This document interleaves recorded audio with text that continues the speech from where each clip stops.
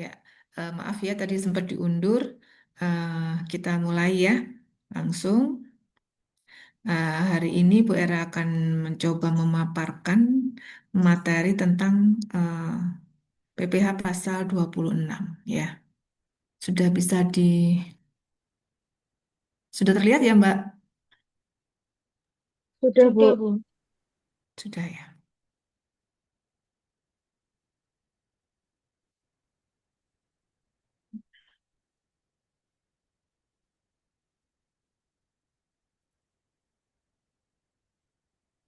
Ya, pajak penghasilan pasal 26 ya.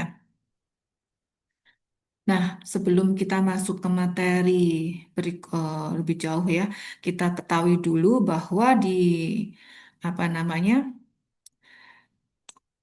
di PPH pasal 26 itu memuat peraturannya harus kita ketahui dulu ya terkait dengan pelaksanaan pemotongan PPH pasal 26 yaitu satu ya ini ada empat keputusan Menteri Keuangan atau yang kita singkat dengan bisa kita singkat KMK gitu ya nomor 624 garing KMK titik 04 tahun 1994. Kemudian Peraturan Menteri Keuangan Nomor 82 PMK 03 2009 ya.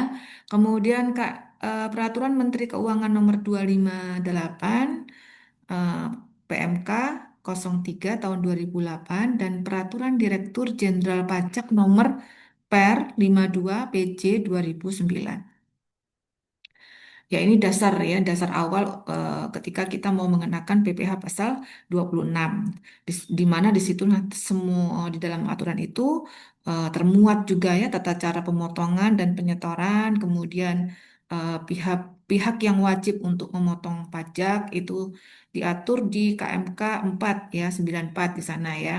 Sedangkan di 2009 itu ada tarif pemotongan ya, kemudian penggunaan tax treaty itu ada di 2009 ya. Jadi persyaratan administratifnya itu ada di sana. Kemudian yang PMK 2008 itu di sana memuat bukti potong PPH pasal 26. Jadi bentuk, kemudian isi dan tata cara pembuatannya. Jadi di sini itu menjelaskan tentang kewajiban dari administrasi pemotong pajak. Sedangkan yang terakhir adalah Peraturan Direktur Jenderal Pajak Nomor Per 252 PC 2009 itu memuat tentang tata cara pengisian bukti potong, kemudian pelaporan PPH pasal 26, ya, kemudian penyesuaian sistem DJB. Di sana eh, biasanya itu di sana ada praktik pelaporan dan pengisian SPT. Ya, kemudian untuk wajib pajak luar negeri ya. Nah, di sini coba kita lihat ya. Ada dua, yaitu orang pribadi yang tidak bertempat tinggal di Indonesia. Jadi orang pribadi yang berada di Indonesia tidak lebih dari 183 hari dalam jangka waktu 12 bulan dan badan yang tidak didirikan dan tidak bertempat kedudukan di Indonesia yang menjalankan usaha atau melakukan kegiatan melalui bentuk usaha tetap di Indonesia atau yang kita sebut dengan BUT biasanya ya. Nah, berdasarkan UU ini itu kan kita di sini menjelaskan ya bahwa siapa saja yang disebut dengan WPLN atau wajib pajak luar negeri yang nantinya akan dikenakan PPH pasal 26 ya. Kemudian yang kedua adalah orang pribadi yang tidak bertempat tinggal di Indonesia.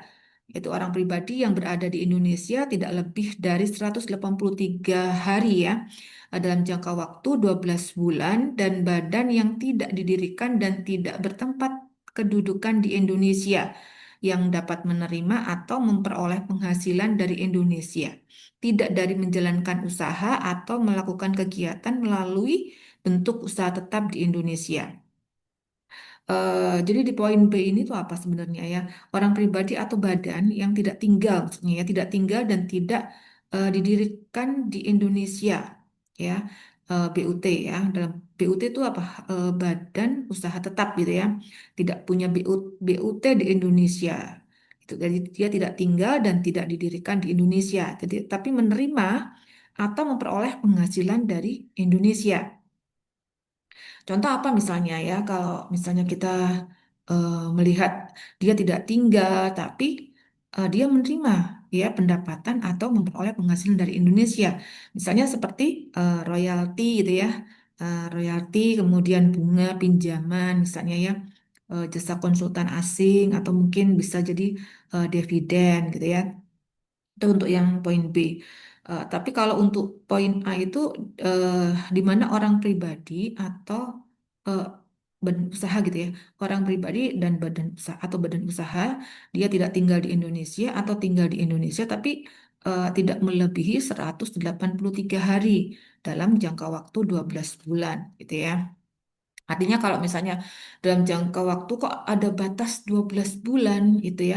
Karena apa? Nanti kalau misalnya dihitung 183 hari itu misalnya tahun ini 5 hari, kemudian tahun depan eh, ini apa namanya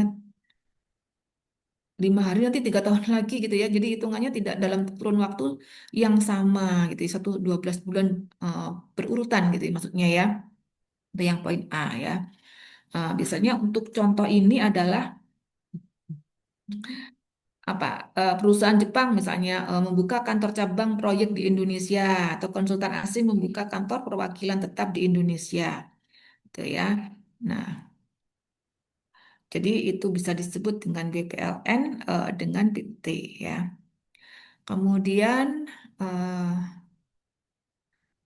ya mungkin kalau ada pertanyaan silahkan nanti dimunculkan di chat itu ya, kolom chat dulu enggak apa-apa. Nah, mungkin mau ditinggal-tinggal juga boleh tapi nanti tetap fokus ya kalau misalnya mau tinggal sebentar. Nah, nanti bisa disambung dengan menambahkan pertanyaan ya yang kiranya masih ada yang belum paham dari slide yang saya tampilkan, mumpung masih ingat gitu ya. Jadi kalau misalnya kita ringkas dari wajib pajak luar negeri atau WPLN itu ya, eh, di mana pada intinya kalau yang poin A itu kan ada BUT di Indonesia kan gitu ya, ada BUT di Indonesia dipajaki seperti WP dalam negeri kan gitu ya. Kemudian kalau yang B itu tidak ada BUT, nah jadi pajaknya dipotong 26% sebesar berapa itu? Oh, belum disebutkan ya, 20% itu ya. Ya, kemudian untuk yang eh, slide berikutnya, wajib pajak luar negeri. Ini ada 3 poin ya. Poin A itu orang pribadi yang tidak bertempat tinggal di Indonesia. Artinya orang pribadi tidak tinggal di Indonesia. Orang pribadi tidak tinggal di Indonesia. Statusnya apa? BPLN gitu ya. Kemudian kalau warga negara asing yang berada di Indonesia tidak lebih dari 183 hari dalam jangka waktu 12 bulan. Nah, itu juga kita sebut sebagai WPLN.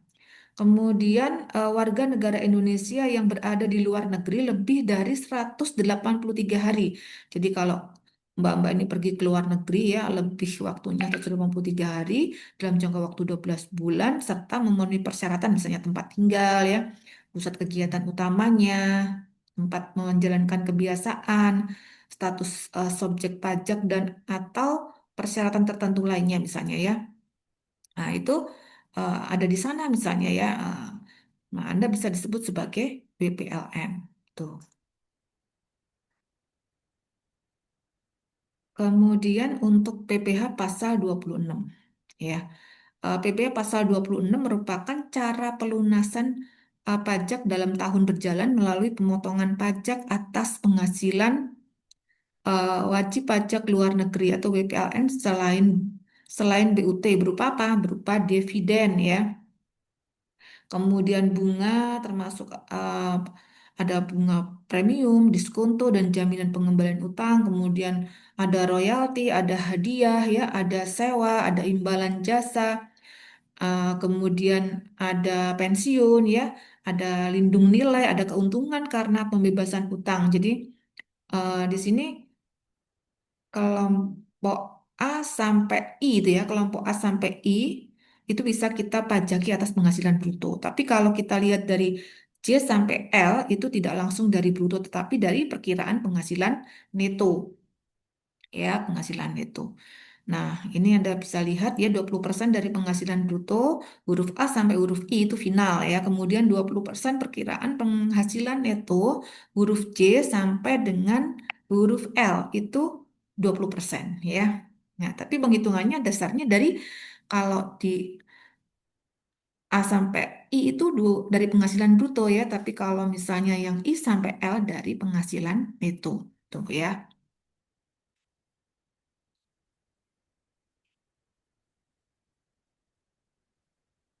Ya,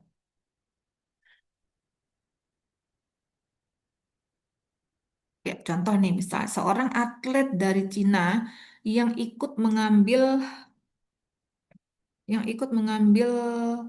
bagian dari perlombaan lari maraton di Indonesia, berhasil meraih juara dan memperoleh hadiah uang tunai sebesar 100 juta, kan gitu ya. Atas dasar penghasilan dari hadiah tersebut dikenakan PPh pasal 26. Jadi menghitungnya atlet itu berarti hadiah ya, hadiah itu poin D ya, poin D. Poin D itu artinya dari penghasilan bruto. Tuh ya, penghasilan bruto. Nah, karena ini penghasilan bruto berarti dia menghitungnya dari angka 100 juta itu dikalikan dengan 20%. Jadi PPh yang kita dikenakan adalah 20 juta. Gitu ya.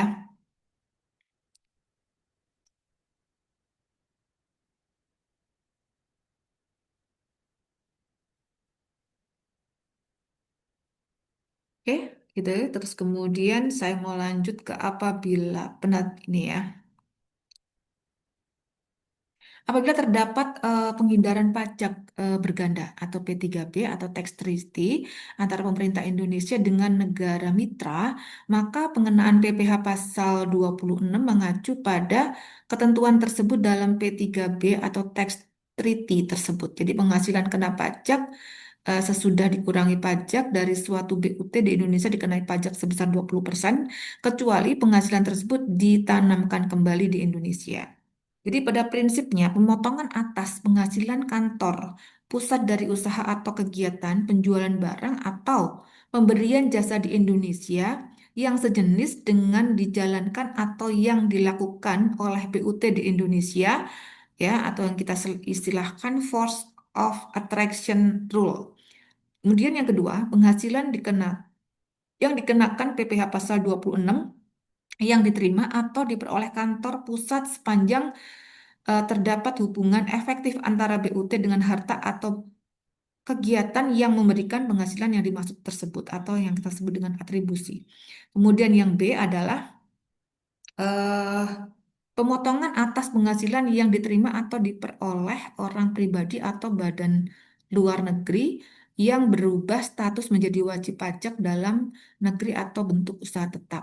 Ya, jadi di atas itu hitungannya sebenarnya final. Tapi kalau ada pengecualian yang tidak final, itu ya tadi ya, atas pemotongan atas itu tadi yang saya sebutkan. Kemudian yang B, salah satunya adalah ketika dia itu berubah ya dari apa namanya statusnya itu menjadi BP dalam negeri. Nah, itu nanti sudah tidak final gitu ya. Jadi final itu artinya berarti selesai kan.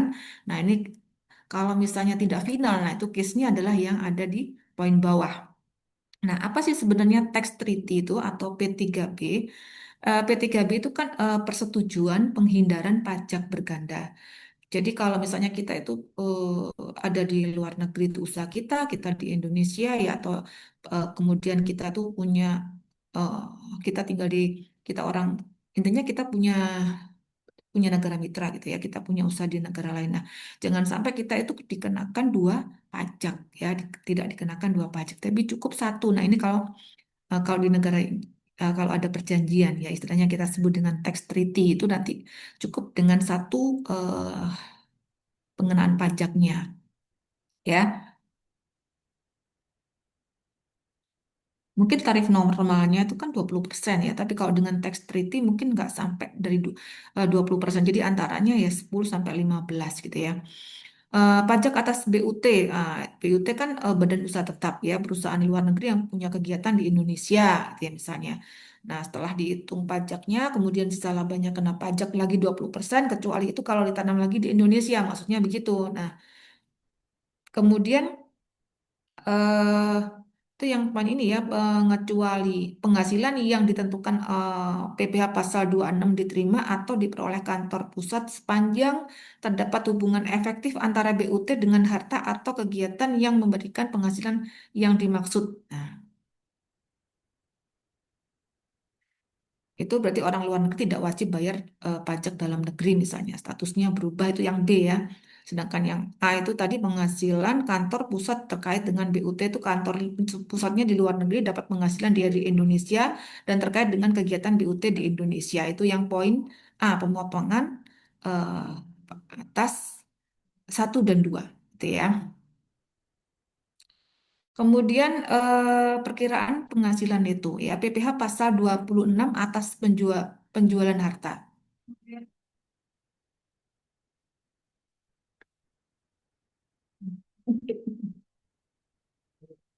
Berdasarkan pasal 26, berdasarkan pasal 26 ayat 2 UU PPh atas penghasilan dari penjualan atau pengalihan harta di Indonesia, kecuali yang diatur dalam pasal 4 ayat 2 final gitu ya. Sorry, ayat 2. eh, Pasal 4 ayat 2 final yang diterima oleh BPLN selain BUT di Indonesia. Dipotong pajak 20% dari perkiraan penghasilan itu. Itu PPh pasal 26 atas penjualan harta. Ya, kemudian yang kedua, besarnya perkiraan penghasilan neto pada 25%. Maaf.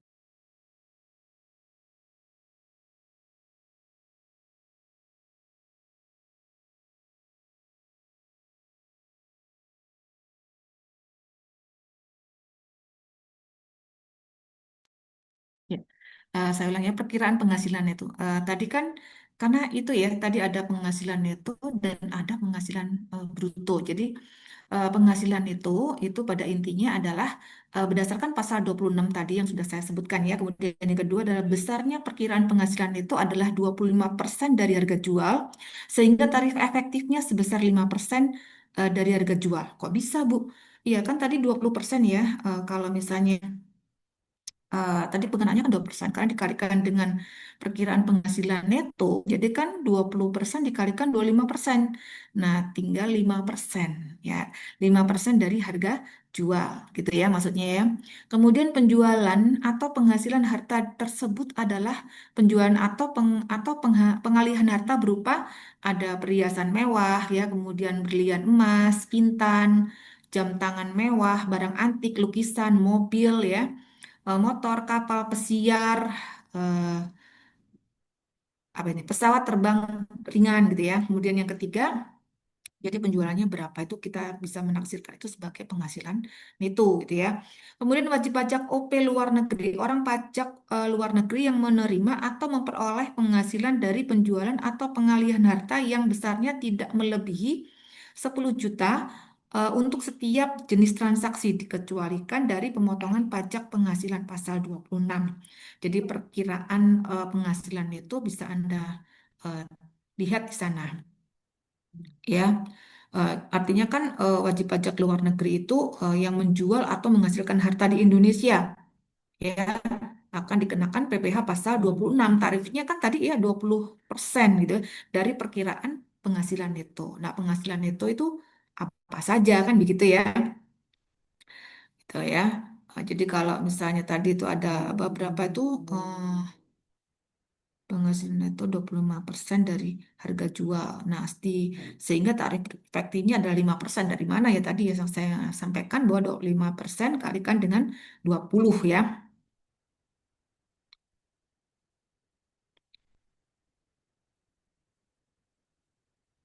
Nah, tadi yang saya sebutkan seperti perhiasan mewah ya, kemudian berlian emas, eh, apakah yang tidak disebutkan di sini tidak bisa. Intinya eh, asetnya itu bernilai tinggi gitu ya. Asetnya bernilai tinggi. Artinya tinggi itu eh, jadi ada aturannya KMK ya nanti masuk enggak di sana misalnya ya. Kalau enggak ada daftar di sana ya mungkin kita bisa menyampaikan ya. Tapi kalau misalnya tidak kan tinggal kita oh ini termasuk penjualan atau penghasilan nih neto ya. Kemudian nilai transaksi yang tidak melebihi 10 juta per jenis transaksi. Nah, itu bisa kita lihat kalau misalnya kurang dari 10. kurang dari 10 juta itu tidak dikenakan pemotongan PPh pasal 26.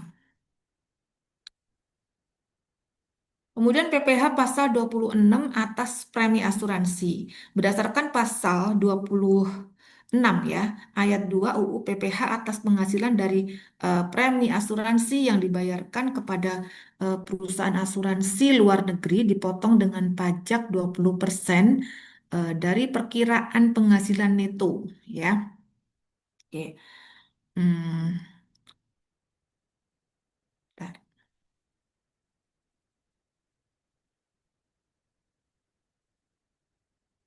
Itu pembayar premi Indonesia ya. Tertanggungnya adalah di sini ada 3 kolom ya. Anda bisa lihat di sana, agak besar dikit tuh. Nah, tertanggungnya berapa? Perkiraan penghasilan neto dari jumlah premi yang dibayar tuh 50% ya.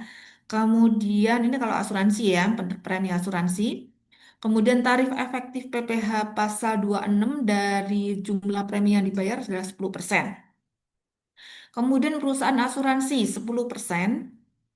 Kemudian perusahaan reasuransi 5%. Ya, jadi untuk tarif efektif PPh pasal 26%, 20 pasal 26 dari jumlah premi yang dibayar adalah 10%, kemudian untuk yang B adalah 2% dan yang terakhir adalah perusahaan reasuransi Ini Bu, 1%, untuk gitu ya. screennya mungkin ini salah atau bagaimana ya? Karena ini yang masuk itu dari ChatGPT, Bu. Oh, ini saya udah masukkan nih, Mbak. Nggak keluar. Belum, Bu.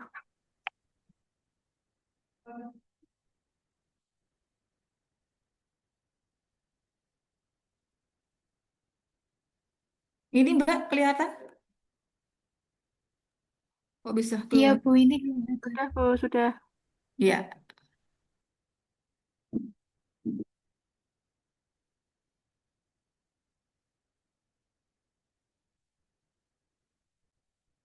sudah Mbak ini kelihatan? Oke. Sudah, Bu. Ya, tadi apa penjualannya atau pengalihan harta tersebut adalah penjualan ini ya, perhiasan. Oh, sudah ini ya. Ini tertanggung 50%, perusahaan asuransinya 10%, perusahaan reasuransinya adalah 5% ya. Ya, kemudian PPh pasal 20 atas penjualan atas penghasilan dari penjualan saham perseroan yang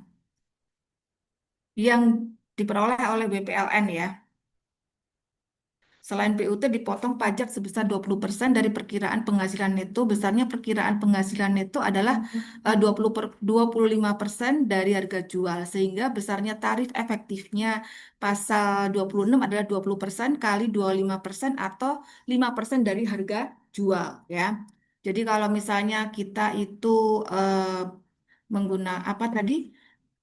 PPh pasal 26 atas penjualan saham kan ada macam-macam ya, ada premi asuransi, kemudian penjualan saham, kemudian ada ini ya, penjualan harta. Nah, itu ya. Hmm. Itu berarti pengenaannya adalah 20%. Coba kita lihat masuk contoh kasus ya. PT Abadi Berkarya Indonesia sorry, PT Abadi Berkarya mengikuti asuransi melalui perusahaan yang ada di Indonesia. Misal PT Asuransi Raya dengan membayar jumlah premi yang sama sebesar 2 miliar ya. PT Asuransi Raya mengikutkan reasuransi perusahaan tersebut ke perusahaan asuransi yang berada di luar negeri, misalnya PT XYZ dengan membayar premi sebesar 1 miliar. Maka ketentuan PPh pasal 26 adalah sebagai berikut. Perkiraan penghasilan neto itu 10% dari 1 M ya. Berapa nih penghasilan netonya? 100 juta. PPh pasal 26-nya dikenakan 20%, berarti dikenakan 20% dari 100 juta. PPh yang dibayar adalah 20 juta. Nah, saat terutangnya PPh pasal 26 UU PPh adalah pada saat pembayaran. Saat disediakan untuk dibayarkan seperti misalnya dividen dan jatuh tempo seperti bunga dan sewa, atau saat ditentukan, bentar ya ini kok nggak kelihatan. Ditentukan dalam kontrak atau perjanjian atau faktur seperti royalti, Imbalan jasa teknik atau jasa manajemen atau jasa lainnya yang dimaksud saat disediakan untuk dibayarkan. Jadi saat terutang ya. Saat terutangnya PPh pasal 26 adalah pada saat pembayaran, saat disediakan untuk dibayarkan seperti dividen misalnya ya, dividen saat dibayarkan berarti dia sudah masuk kategori terutang ya, pajak terutang dan jatuh tempo misalnya seperti bunga dan sewa ya atau saat ditentukan dalam kontrak atau perjanjian misalnya ya faktur tadi ya royalti kemudian ada jasa teknik nah itu saat terutangnya PPh pasal 26 gitu ya.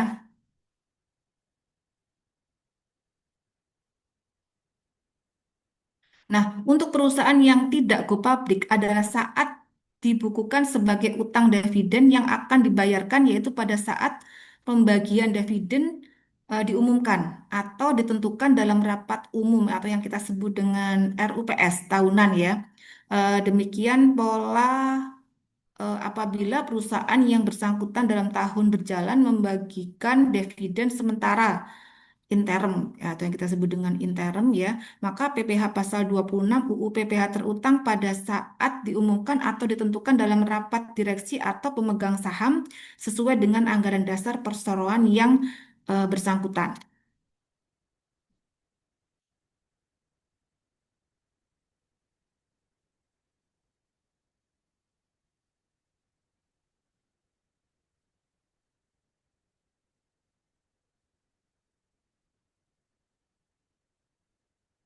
Nah, untuk perusahaan yang go public adalah pada tanggal penentuan kepemilikan pemegang saham yang bentuk atas dividen atau recording date-nya ya, atau yang kita sebut dengan recording date dengan perkataan lain pemotongan PPh atau dividen sebagaimana diatur dalam UU pasal 26 PPh baru dapat dilakukan setelah para pemegang saham yang berhak menerima atau memperoleh dividen tersebut diketahui meskipun dividen tersebut belum diterima secara tunai ya.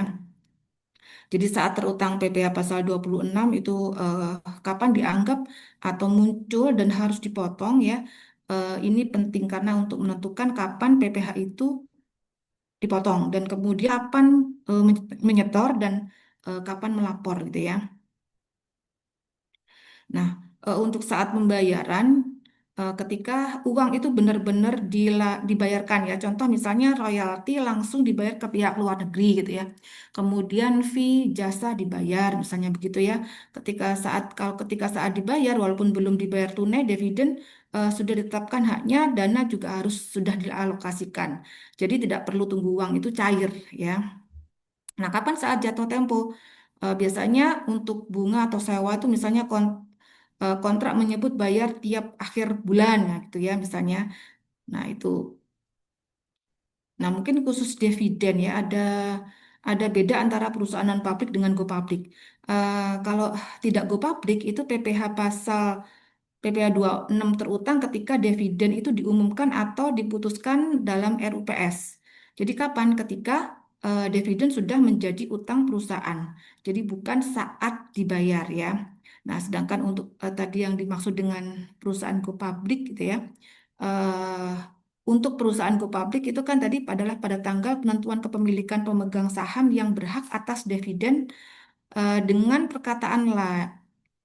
perkataan lain gitu ya pemotongan PPh atau dividen sebagaimana diatur dalam pasal 26 UU PPh baru dilakukan setelah para pemegang saham yang berhak menerima atau memperoleh dividen tersebut diketahui meskipun dividen tersebut belum diterima secara tunai itu yang go public ya.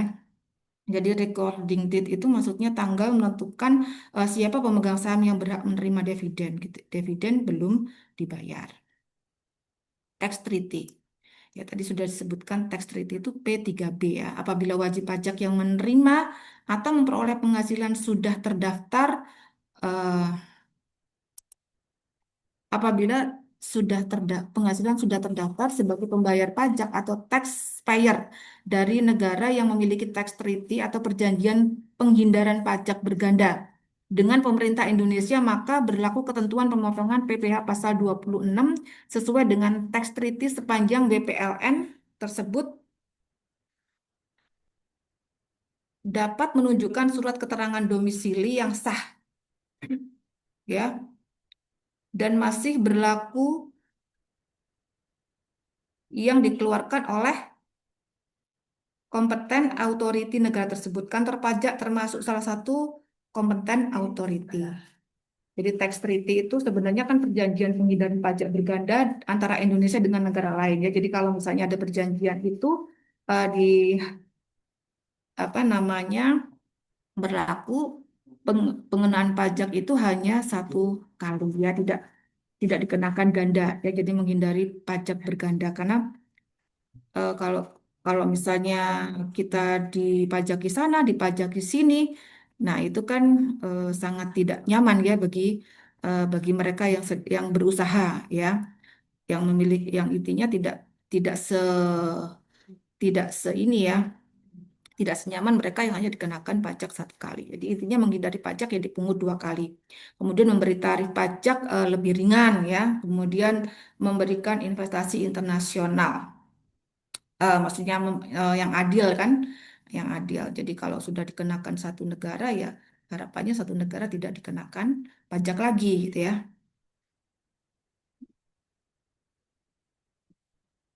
Nah tadi ya apa namanya normalnya kalau teks normalnya PPh pasal 26 itu kan 20% dari penghasilan bruto ya. Nah, tapi tadi kalau misalnya negara penerima penghasilan itu punya tax treaty dengan Indonesia, itu akan lebih kecil ya, intinya begitu. Karena kalau tanpa tax treaty itu bisa dikenakan sebesar 20% ya, pajak berganda. Dan syarat agar bisa pakai tax treaty, itu WPLN harus memiliki keterangan, salah satunya adalah eh, domisili ya, domisili. Apa itu? Surat keterangan domisili atau SKD gitu ya.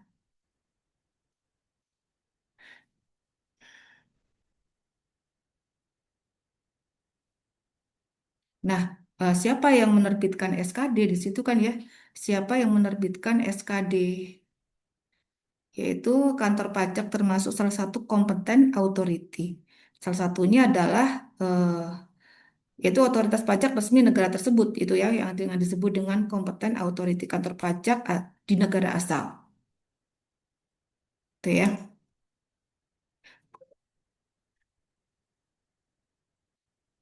Nah, jika tidak ada SKD bagaimana? Dia tidak boleh pakai tarif tax treaty ya. Karena tarif normalnya adalah 20% PPh-nya. PPh pasal 26. Nah, ini ada contoh ya, PT Langgeng membayar dividen pada Victoria Ltd PTI, yaitu perusahaan UK senilai 600 juta dolar ya, US dollar.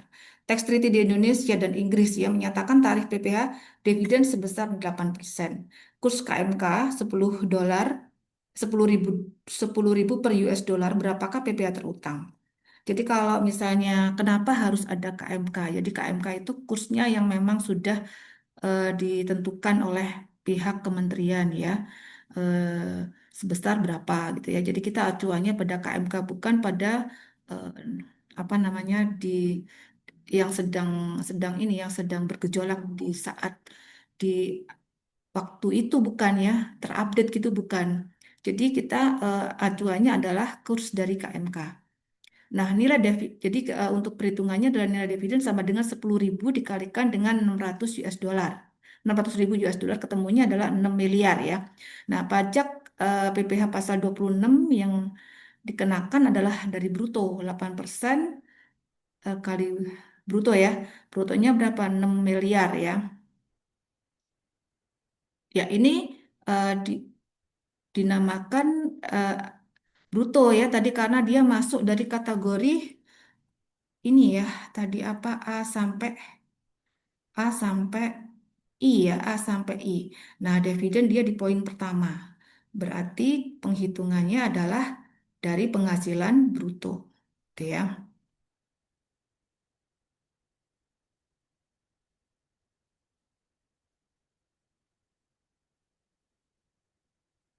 Nah, berarti berapa? 8% dikalikan 6M adalah 480 juta.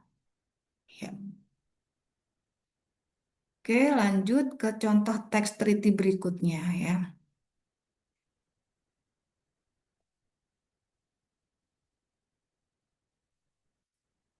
WNA yang belum memiliki kitas atau NPWP ya dan bekerja serta menerima penghasilan tinggal di Indonesia kurang dari 183 hari dikenai PPh pasal 26 ya.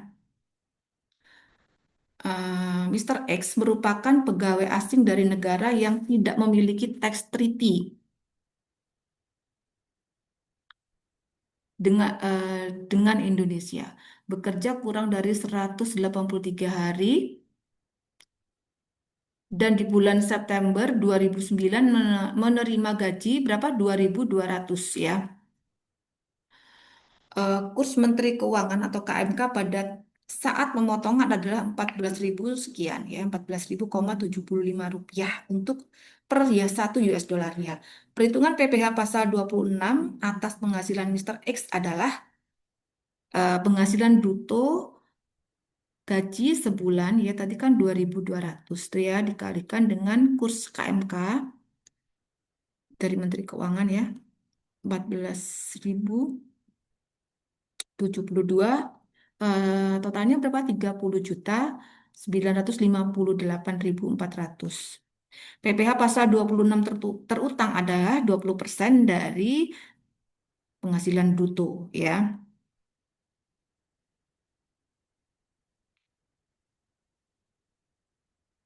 Ya, didapat angka 6.191.80 ya.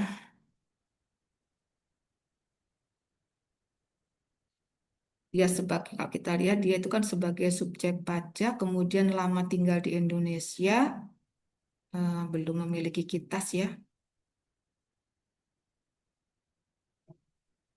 Kalau kita lihat dia tinggalnya kurang dari 130 hari dan menerima penghasilan kan gitu ya.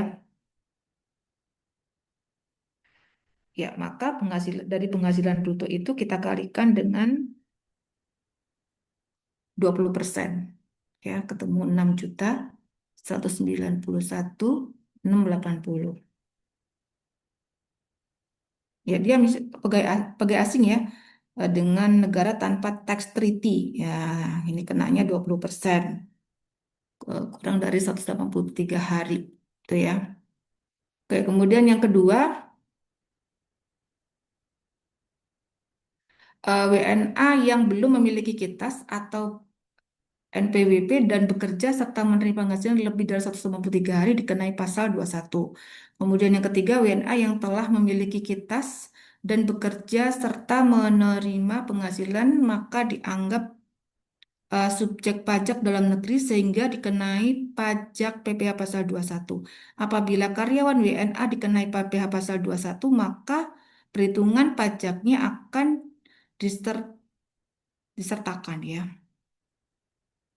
disetahunkan sehingga penghasilannya dikalikan 12 bulan atau dianggap penghasilan setahun meskipun yang bersangkutan hanya bekerja 3 atau 6 bulan ya. Dan ini berbeda dengan PP Pasal 21 untuk WNI yang penghasilannya dihitung berdasarkan bulan itu. Ia mulai bekerja dalam setahun. Itu maksudnya penjelasannya ya. Penjelasan dari keterangan untuk Mr. X ya. PT Angin Mandiri adalah suatu perusahaan penyewaan gedung kantor. PT Angin Mandiri mengasumsikan bangunan bertingkat ke perusahaan asuransi luar negeri dengan membayar premi selama setahun sebesar 1 miliar. Perkiraan penghasilan neto. Berarti kalau kita lihat di sini dia termasuk kategori dari poin poin ini ya, poin C sampai I ya. Eh, betul, betul apa salah?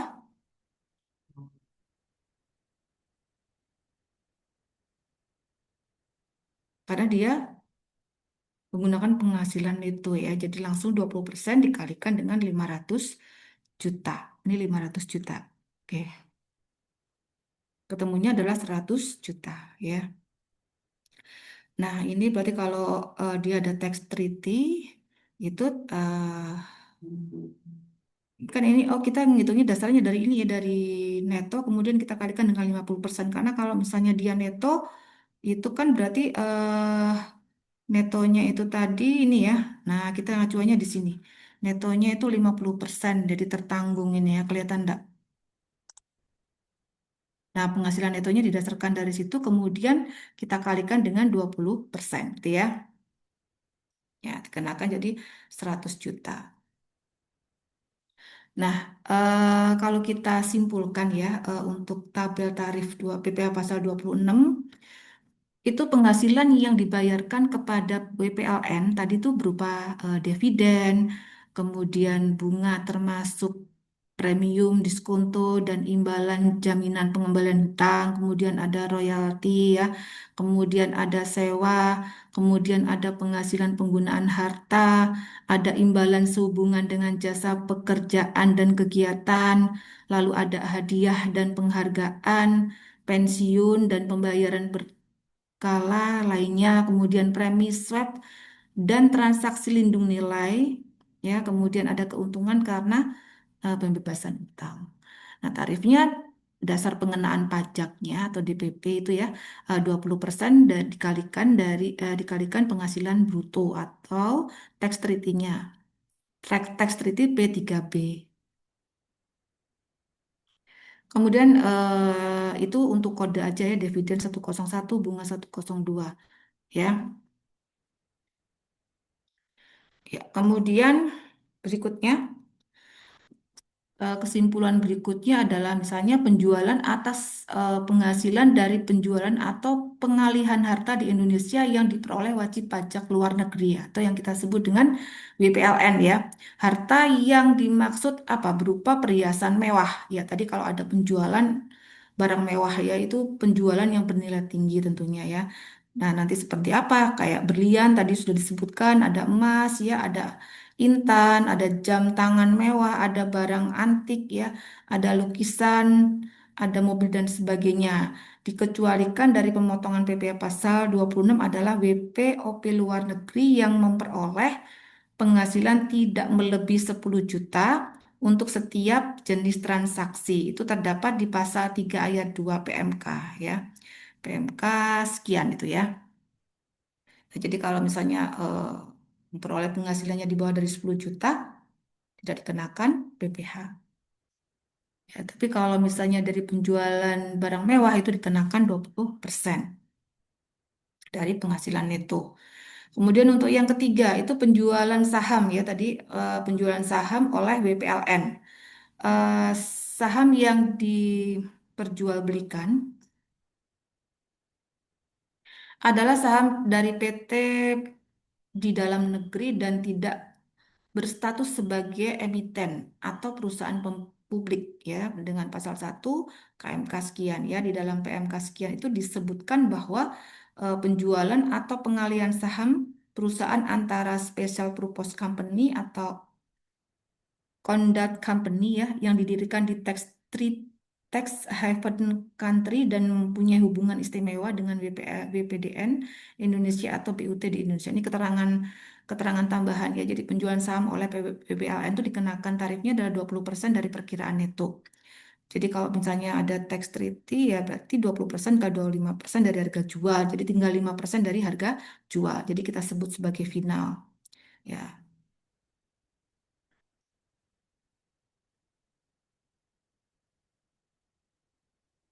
ya. Ini sudah ya.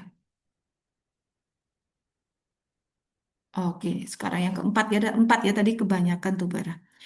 Premi asuransi dan premi reasuransi yang dibayar kepada perusahaan asuransi di LN itu 20% dikalikan dengan perkiraan neto. Jadi perkiraan yang netonya tadi ada daftar tabel ya 50% dari premi yang dibayarkan oleh pihak yang tertanggung kepada perusahaan asuransi luar negeri sehingga tarif efektifnya berapa? 20% dikalikan dengan 50% sehingga hanya 10%. 10% sebagai pemotong pajak adalah yang tertanggung. Kemudian 10% dari premi yang dibayar oleh perusahaan asuransi di Indonesia kepada perusahaan asuransi luar negeri sehingga tarif efektifnya adalah 20% kalikan 10%. Jadi cuma 2% ya perusahaan asuransi yang di Indonesia. Kemudian 5% dari premi yang dibayar oleh perusahaan reasuransi di Indonesia kepada perusahaan asuransi di LN sehingga tarif efektifnya adalah 1% karena didapat dari 20% dikalikan dengan 5%. Nah, pemotong pajaknya adalah perusahaan reasuransi di Indonesia. Itu ya. Yang kelima, BUT. Ya, BUT atau bentuk usaha permanen establishment ya dikecualikan dari pengenaan PPh pasal 26 ayat 4 jika penghasilan BUT ditanamkan kembali di Indonesia dengan syarat penanaman kembali dilakukan atas seluruh penghasilan kena pajak setelah dikurangi PPh dalam bentuk penyertaan modal pada perusahaan yang baru didirikan dan berkedudukan di Indonesia sebagai pendiri atau peserta itu sendiri ya, peserta pendiri. Kemudian perusahaan yang baru didirikan dan berkedudukan di Indonesia tersebut harus aktif ya melakukan kegiatan usaha sesuai dengan akte pendiriannya paling lama berapa 1 tahun sejak didirikan. Kemudian penanaman kembali dilakukan dalam tahun ajak berjalan gitu ya, atau paling lama tahun pajak itu tahun pajak ya tahun pajak berjalan atau paling lama tahun pajak berikutnya dari tahun pajak yang diterima atau diperolehnya penghasilan tersebut. Kemudian yang keempat, tidak melakukan pengalihan atas penanaman kembali tersebut paling singkat dalam jangka waktu 2 tahun sesudah perusahaan baru tersebut telah berproduksi komersial ya. Jadi atas laba BUT sebelum pajak dikenakan tarif pasal 17. Mungkin seperti itu ya.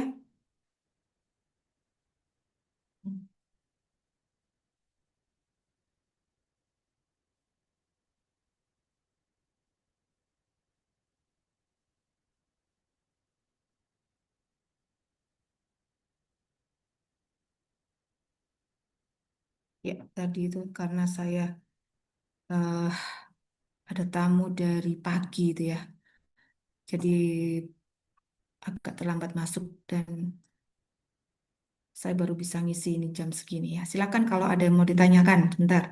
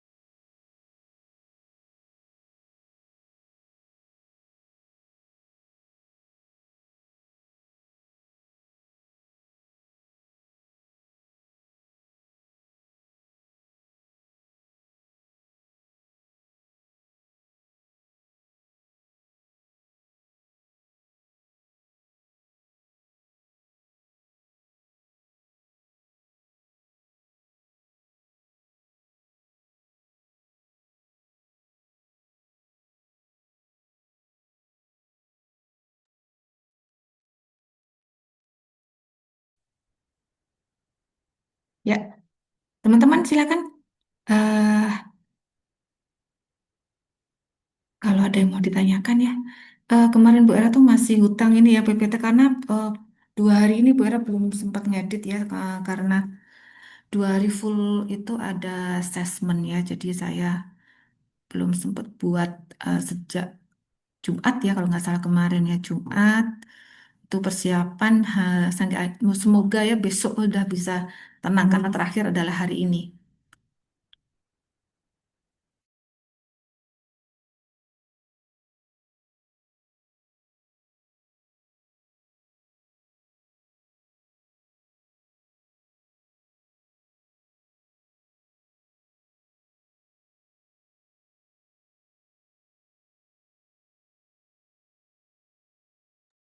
Atau nanti Bu Era harus kasih tugas atau masih bingung nanti kalau misalnya masih ada yang belum jelas ya. eh Bu Era mungkin kasih sedikit jabaran per slide-nya itu mungkin ya, kasih contoh soal. Jadi kan intinya di WP apa namanya, di pasal 26 itu yang dikenakan tidak hanya WP saja ya, tapi dia juga badan gitu kan. Nah, kemudian tax treaty tadi apa? Tax treaty itu kan penghindaran pengenaan pajak berganda ya. Jadi kalau kita misalnya nih kita mau bikin usaha di luar negeri, paling enggak kita harus punya kita harus bermitra dengan di mana negara itu mitranya adalah mitra negara tersebut adalah sudah ini bekerja sama ya tentang tax treaty tadi harus punya sehingga ada tax treaty sehingga kita itu ketika punya BUT atau menjalankan usaha tidak dikenakan pajak berganda ya. Nah, jadi yang mungkin yang utama itu cuma nanti di PPh pasal 26 ini ya kita juga harus perhatikan mana yang masuk kategori penghasilan bruto dan mana yang masuk ke kategori penghasilan neto ya. Contoh tadi yang poin penting mungkin di sini adalah seperti dividen, bunga, royalti, ada hadiah, sewa, ya, imbalan pensiun, premi, kemudian ada keuntungan tuh kita masuknya dia sebagai penghasilan bruto untuk yang kita hitung pengenaan pajaknya ya. Sedangkan untuk yang poin J dan sampai poin L itu berarti kita menghitungnya atas dasar perkiraan neto. Ya, misalnya tadi kan contohnya atlet dari Cina ya. Atlet dari Cina itu dia kita kita masukkan berarti dia kategorinya adalah hadiah. Ya, hadiah berarti pengenaan pajaknya berasal dari kita hitung dari penghasilan bruto ya.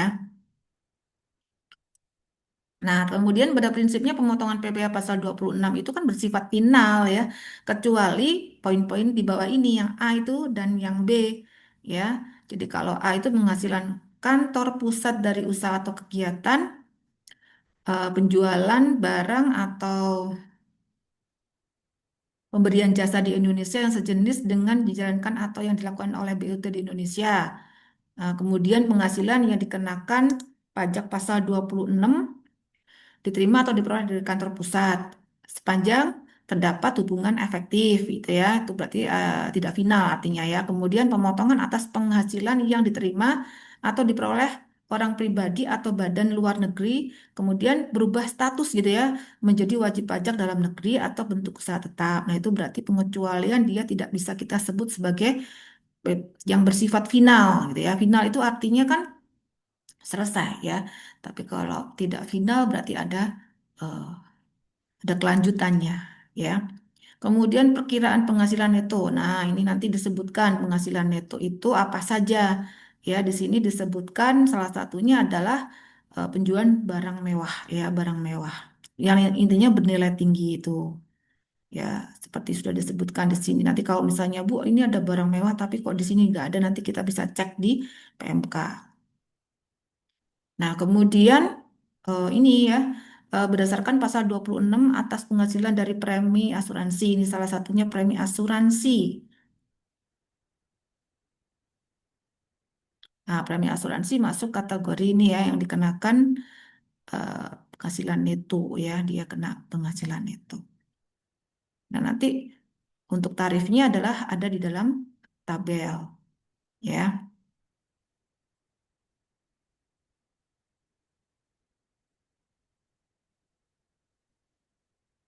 Nah, saat terutangnya. Nah, itu tadi sudah saya jelaskan ya, saat terutangnya PPh pasal 26 adalah pada saat pembayaran. Ya, saat disediakan untuk dibayarkan ya seperti split dividen, jatuh tempo seperti bunga dan sewa ya, kemudian saat apa itu ditentukan dalam kontrak atau perjanjian atau faktur seperti royalti, imbalan jasa teknik dan lain sebagainya ya. Nah, itu saat disediakan untuk dibayarkan itu kita saat terutangnya ya, saat terutangnya. Nah, tadi sudah ada penjelasan tentang tax treaty yaitu tidak dikenakan pajak ganda ya. Ya, syarat untuk tax treaty berdasarkan PER.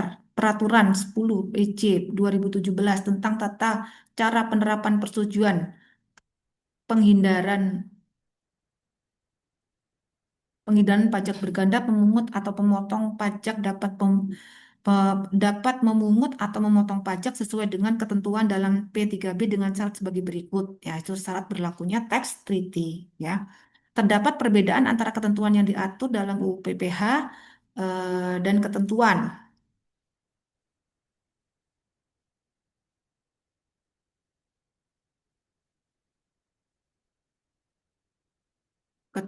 Ketentuan dalam perjanjian penghindaran pajak berganda.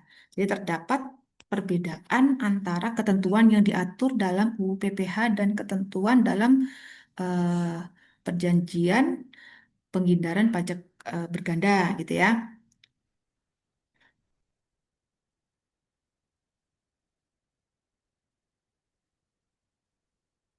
Kemudian yang kedua adalah penerima penghasilan bukan subjek pajak dalam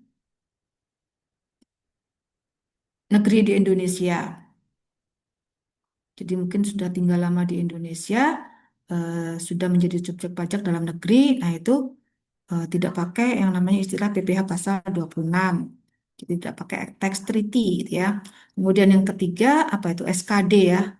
Wajib pajak luar negeri atau WPLN menyampaikan SKD WPLN yang telah memenuhi persyaratan administratif dan persyaratan tertentu lainnya ya. SKD itu apa? Tadi bukti resmi bahwa penerima adalah residen negara treaty gitu ya. Dikeluarkan oleh otoritas pajak negara tersebut. Kemudian yang keempat, tidak terjadi penyalahan P3B ya. Contoh penyalahgunaan perusahaan dibuat di negara treaty hanya sebagai perantara, misalnya gitu Indonesia biar ke Singapura nanti langsung diteruskan ke negara lain. Jadi ya seperti itulah itu. Jadi intinya eh, apa namanya jangan disalahgunakan intinya ya. Kemudian yang terakhir adalah penerima penghasilan perusahaan berbeneficial owner ada dalam hal yang disyaratkan dalam P3B ya. Jadi pihak yang benar-benar menikmati penghasilan, intinya gitu. Bukan agen, bukan perusahaan penampung ya. Jadi benar-benar mereka itu menikmati penghasilan. Ya contoh misalnya perusahaan Indonesia gitu ya bayar bunga ke perusahaan Korea gitu ya. Korea kan punya tax treaty dengan Indonesia, kemudian ada SKD, kemudian perusahaan Korea itu juga yang kita sebut dengan apa namanya beneficial owner ya. Nah itu, nah itu tadi. Nah mungkin nanti insya Allah besok ya kalau saya sempat akan saya tambahkan lebih detailnya supaya Anda belajarnya itu akan lebih mudah ya. Mungkin itu dulu kalau tidak ada pertanyaan ya. Semoga nanti saya bisa melengkapi PPT-nya ya eh, dengan lebih rapi ya, dengan beberapa contoh ya supaya Anda ketika belajar nanti tahu urutannya itu aja. Ya, kalau tidak ada pertanyaan mungkin saya cukupkan ya Mbak. Siapa tadi Mbak?